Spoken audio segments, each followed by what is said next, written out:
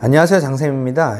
오늘은 임대사업자 세금 줄이는 경비 9가지에 대해서 좀 설명드릴까 합니다. 임대사업 하시는 분들은 이제 월세나 이제 간주 임대료에서 비용을 빼가지고 이제 순수하게 남는 이득에 대해서 이제 세금을 납부하게 되시는데요.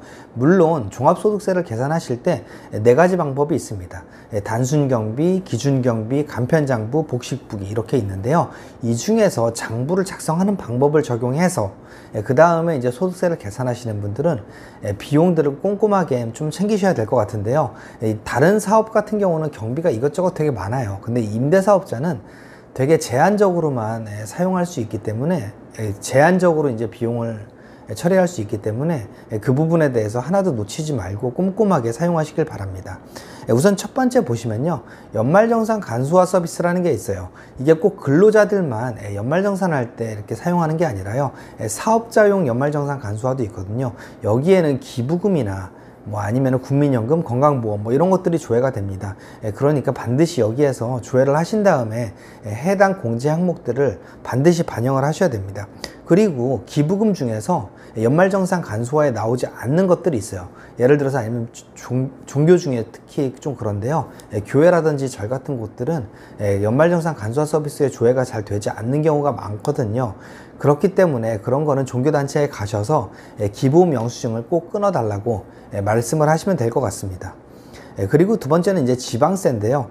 재산세나 등록면허세 아니면 주민세 같은 거, 그러니까 사업자가 납부하는 주민세 같은 경우는 경비 처리가 되거든요. 세금과 공과로. 그렇다 보니까 위택스에서 반드시 이 부분을 조회하셔가지고 그것도 이제 세무사한테 건네주시거나 아니면 본인이 직접 그 경비 처리를 꼭 하시길 바랍니다. 세 번째는 이자 비용입니다. 금융기관 홈페이지에 들어가셔서 조회를 하시면 돼요. 우리 일반적으로 이제 거래 내역 조회하는 것처럼 인터넷 뱅킹에서도 대출 거래에 대한 이자 비용이 조회가 되거든요. 그럼 모든 이자 비용이 가능한 것은 아니고요. 부동산과 직접 관련된 이자 비용만 공제가 가능하다고 보시면 됩니다. 근데 예를 들어서 내가 뭐 10억을 주고 샀는데 대출이 15억이에요. 그렇다면 15억에 대한 이자 비용 전체가 공제되는 거 아니고요. 내가 그거와 직접 관련된 10억에 대해서만 공제가 가능하다라고 알고 계시면 될 것 같아요. 그리고 공동명의 경우 이자 비용의 경비 처리가 안 되는데, 원칙적으로 안 되는데요. 그게 되려면 특정 요건을 갖춰야 됩니다. 예를 들어서 동업계약서라든지 뭐 이런 것들을 갖추시고 이제 공동명의 통장에서 이제 이자 비용이 나가야 되는 그런 좀 난해한 게 있거든요. 그러니까 이자 비용도 공동명의면 좀 요건들을 좀 충족하신지 한번 보신 다음에 경비 처리하시는 게 좋을 것 같습니다. 공인중개사 수수료인데요. 근데 임대차 계약 관련해 가지고 발생하는 수수료들이 있겠죠. 그런 것들은 이제 경비 처리하시면 되고요. 그다음에 이제 화재보험료입니다. 화재보험료 많이들 놓치시는데요. 건물 화재보험료는 경비 처리가 가능합니다. 근데 내가 보험료를 납부할 때 나중에 환급금이 발생하는 보험료가 있을 수 있어요. 그거는 이 실비 변상적인 보험이랑 그 다음에 이제 저축성 보험이랑 이게 섞여 있는 거거든요. 그럼 저축성 보험에 대한 보험료는 좀 발라내신 다음에 실비 변상적인 그런 보험료만 발라내서 그것만 경비 처리를 하셔야 됩니다. 이 부분도 꼭 유념하시기 바라고요. 그 다음에 내가 그러니까 건물이든 오피스텔이든 하여튼간 이거를 운영하면서 임대를 주면서 보수 비용이 발생할 수 있을 거예요. 뭐 예를 들면은 뭐 빌트인으로 들어가 있는 세탁기가 뭐 망가졌다든지 아니면 뭐 벽지를 다시 해줬다든지 이런 것들은 보수 비용으로 이제 경비 처리를 하실 수 있는데요. 근데 다만 샤시를 해줬다거나 아니면 확장을 해줬다거나 이런 건 경비 처리가 되는 게 아니라요, 건물의 취득 원가가 올라가기 때문에 그건 감가상각을 통해서 경비 처리가 된다라고 알고 계시면 될 것 같습니다. 그리고 이제 아까 방금 말씀드렸던 건물의 감가상각비인데요, 토지를 제외하고 건물분에 대한 감가상각비만 경비 처리가 된다라고 하시면 돼요. 토지는 기본적으로 사라지는 게 아니기 때문에요, 감가상각을 하지 않습니다. 따라서 분양계약서라든지 아니면 일반 계약서를 보시면은 건물분과 토지분이 나뉘어 있어요. 만약에 나뉘어져 있지 않다라고 하면 공시가액 기준으로 그걸 안분을 하셔야 돼요. 그래서 건물에 대해서 감가상각을 적용하실 수 있는데요. 다만 예를 들어서 내가 10억 주고 샀는데, 아파트를 샀는데 이 10억 중에 이제 토지가 5억, 건물이 5억이라고 할게요. 그래서 이 5억을, 건물분 5억에 대해서 감가상각을 매년을 하면은 내 취득가액이 점점 줄어들게 됩니다. 그래서 나중에 양도세를 계산할 때 감가상각 후에 차감 후 부동산 가액과 내가 양도가액의 차액에 대해서 양도세를 내야 되거든요.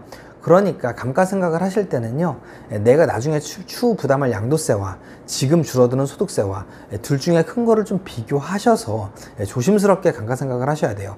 다만 내가 이거를 팔지 않고 내 자녀한테 내가 죽을 때 물려줄 거다 라고 하시면은 감가상각은 무조건 하시는 게 유리합니다. 이건 100% 유리해요. 더 불리할 수가 없습니다. 그렇기 때문에 반드시 본인의 상황에 맞게 감가상각 여부를 좀 판단하시고 적용하시면 될 것 같습니다. 그리고 인테리어 감가상각비인데요, 내가 좀 인테리어를 바꿔줬어요. 큰 금액을 들여가지고. 그런 부분도 감가상각 할 수 있겠죠. 아까 말씀드린 대로 확장 샤시 같은 거는 건물의 취득원가에 포함된다. 아까 말씀드린 내용이고요. 그 다음에 마지막으로 이제 기존 세입자 손해배상금. 기존 세입자한테 지불하는 손해배상금인데요. 예를 들면은 내가 뭐 이 세입자를 내쫓았어요. 내쫓으면서, 그러니까 기간이 안 됐는데 내쫓았는데, 그래서 위약금을 준 거예요. 그랬을 때는 그 위약금도 경비로 인정이 됩니다. 다만 내가 그거를 줄 때 원천징수를 해야 돼요. 원천징수. 기타 소득으로 원천징수를 해야 되고, 이제 원천징수 이행상황 신고서를 지급한 달에 다음 달 10일까지 신고를 하신 다음에 2월 달에 지급 명세서 누구한테 줬는지 그거에 대해서 명세서를 제출하게 되어 있습니다.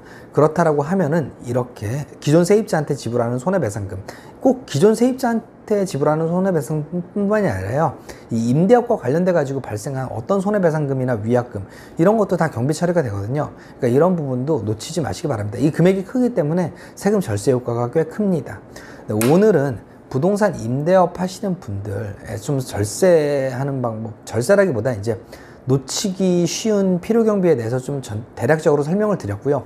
이거 외에 뭐 예를 들어서 건물 청소하는 분을 뭐 고용을 했다든지 뭐 그러면은 인건비도 적용되고 뭐 다 되는 거거든요. 그러니까 이거 말고도 더 있어요. 있는데 이건 단순하게 그냥 오피스텔 같은 거 임대하시는 분들, 그런 분들을 위한 강의거든요. 그러니까 꼭 빠짐없이 적용받으시기 바랍니다. 오늘 강의 좋으셨다면 구독과 좋아요, 알림 설정 꼭 부탁드리고요. 다음 시간에 좋은 내용으로 찾아뵙도록 하겠습니다. 끝까지 들어주셔서 감사합니다.